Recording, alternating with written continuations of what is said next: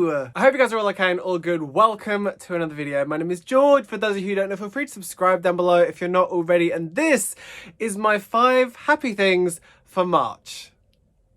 We're still doing it. The world is falling apart. We're on lockdown right now in the UK. There are lots of other countries who are also on lockdown. It's a beautiful, beautiful day. It's Sunday. I'm recording this the day before it goes up, and I hope everyone is staying indoors. I hope everyone is staying safe and staying healthy. I debated whether or not I was gonna do this because obviously with everything that's happening in the world right now, things that are happening to me in my personal life, things aren't like 100% great. So I didn't know whether this was the right kind of video to make, but we're doing it. As difficult as it is to find happy things and happy moments while the world is falling to pieces and everything seems terrible, I think it's a good thing to do. So once again, I encourage you to put your happy things in the comments. Even if it's just the one thing, I'm giving you 5 because tradition. But like, if you can think of a happy thing that has happened to you in the month of March, feel free to leave it in the comments below. Let's share some gratitude. Let's share some joy. Let's share some light amid all this darkness. Let's go. My first happy thing is going to be my proofs of Boy Queen. These arrived in the post for me in March. I got to make a video about these, which went up, I think it was only last week, but it feels like it was about a decade ago. And a post on Instagram and all sorts. And the response was absolutely lovely. So that made me feel incredibly happy while other rubbish things are happening. I'm loving the response that there is to these. I'm still completely gagged that there is a book-shaped thing with my name on it that has words that I have written in it. So that's super exciting for me, and I don't think I even mentioned in that video before, like, a massive thank you to everyone at Macmillan who made this happen and made it so freaking beautiful. I greatly appreciate it. For those of you who are brand new, this is my debut YA novel. It comes out on August 6th with Pan Macmillan. You can pre-order it now. All pre-order links will be left in the description box below. But yes, a massive thank you to everyone at Macmillan who made this possible and made this so beautiful, and also a massive thank you to everyone who said lovely things about it on the internet. I greatly appreciate it. It certainly was like a massive sunspot on that day, so thank you for this. My next happy thing is reading more things. The one good thing about not being able to go outside is the opportunity to read more. I did mention in my 5 happy things from January and February that I'd been reading again, which was really good. That kind of faded a little bit because I had like work stuff happening, but in all of this, I've like sat down and I've read some books again. I read Me, Myself and Him by Chris Tebbets, which was really lovely. I read No, I Can't Even by Sam and James Green, which I couldn't believe I'd not read yet. I read it when it came in on submission, so I read it like pre-pub. So now I've read the final thing and it's wonderful. So it's kind of exciting to be reading again. I'm reading another book at the moment. I know what I'm going to read next. I've got so many books behind me that no matter how long we're in lockdown, the chances are I'm not going to run out of reading material. But it's fun to be reading again. It's fun to be reading for fun again. It's just joy and it keeps my brain going, which I think is what we all need right now. So I'm very, very grateful to have all of these books in my life and have all these publishers that have sent me things, and obviously being in a position to actually buy books in my life. But like, yeah, I'm enjoying reading again, and it's nice to kind of be getting through these books that I've like been meaning to read for so long. Yeah, that. Reading things, that's a happy thing. 3, planning new books. So Boy Queen was a 1-book contract, so the next thing that I need to do in my writing life is to get another book contract, essentially, which requires me to like write outlines and write samples and figure out the kind of things I want to be writing next. So that is something that I've been doing in March. It's something that I've been doing for a while anyway, like it's stuff that I've been thinking about and where I want to go and what kind of things I want to be writing. But in March, I really started to nail down specifics about what I wanted to write. And so I've got like, as of now, as of the 5th of April, so this will probably end up being an April happy thing as well. But as of now, like I've started writing some new stuff. I've started working up outlines that I can send across to my agent, who can then send it across to Pan Macmillan, and we'll see where it goes from there.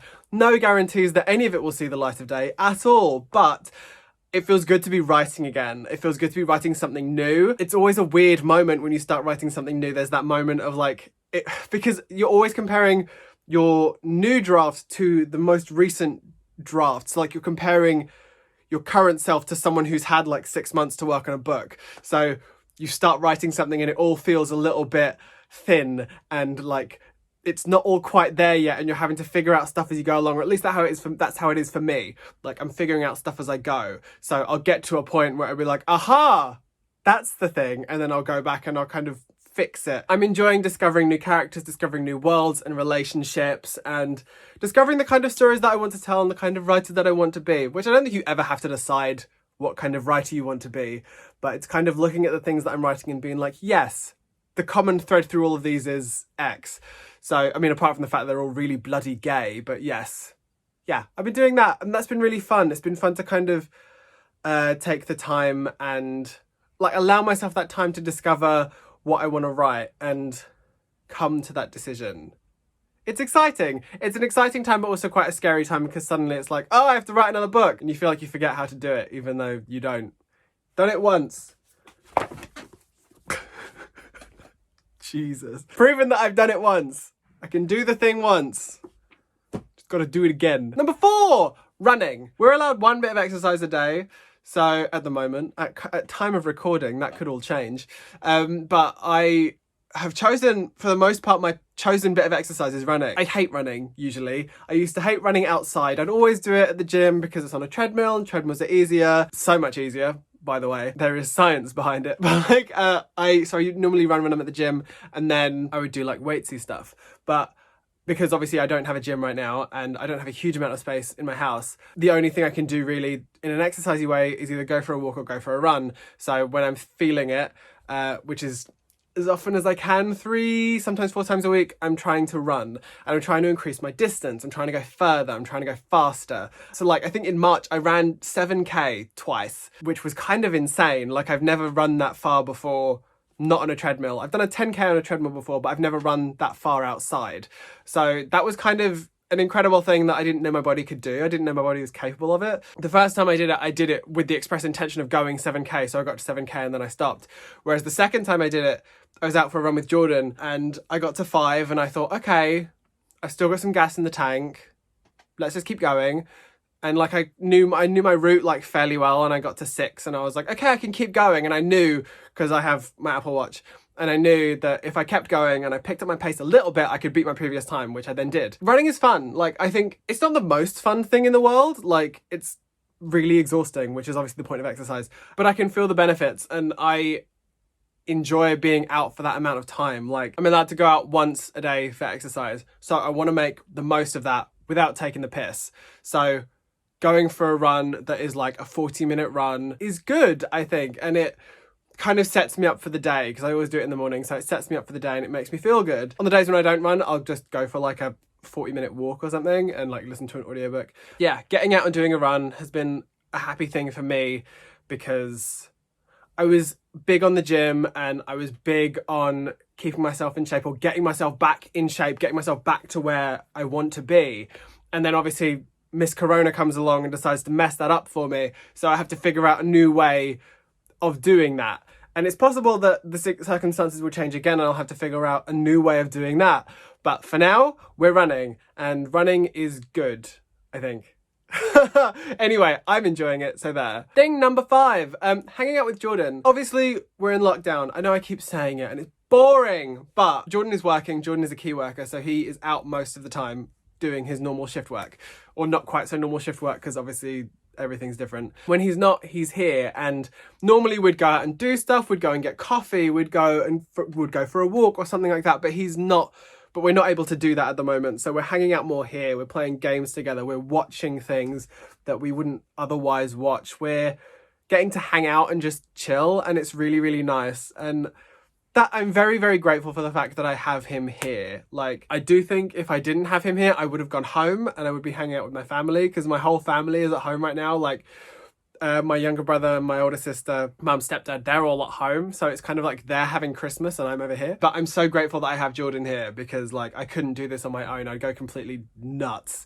So it's lovely having him here, and it's lovely being able to like hang out with him and to have him here to like calm my neurosis about this entire thing, because obviously it's easy to go completely nuts about it and just completely lose your mind about what is happening in the world. So I'm glad that I have him to kind of keep me sane in a way. And yeah, it's lovely to have him here to like hang out with and to watch TV with. And yeah, there's been times when, like, obviously on his days off, we are spending like most time together, but sometimes we're spending time together with time apart at the same time. So like, I'll be sitting there writing or working or reading, and he'll be gaming or reading himself or taking a nap. So we're sort of apart, but we're together, but we're apart at the same time, like doing our own things in the same space, which is nice. So that's number 5. A bonus thing in all of this, I think there's kind of a wonderful human kindness that kind of has come out of all this, which it shouldn't take something this terrible for humans to be nice and decent to each other, because we should be nice and decent to each other all the time. It shouldn't take a freaking pandemic for people to actually be, you know, not assholes.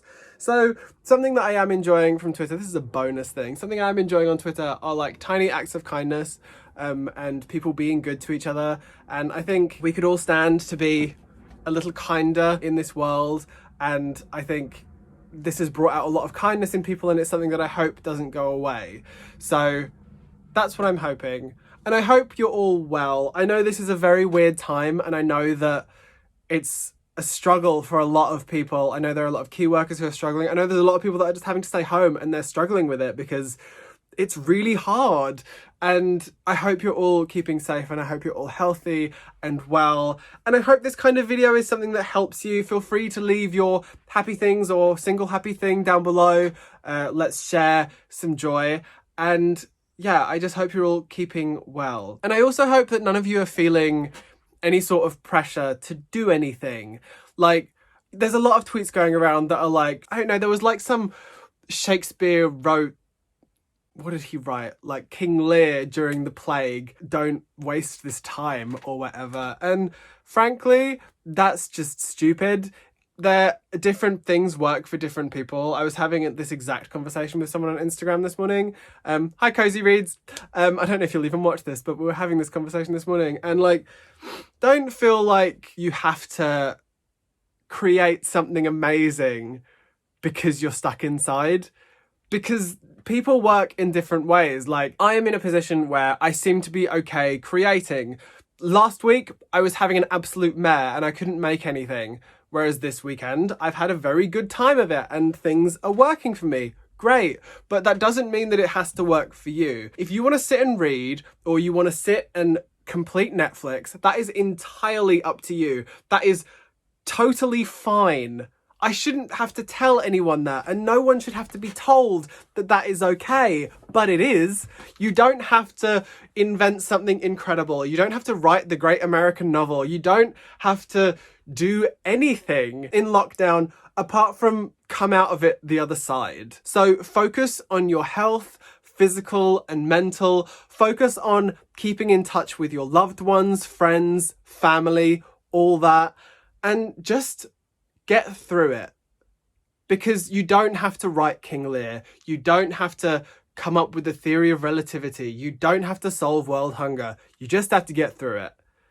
And I think you can do it. So feel free to do that.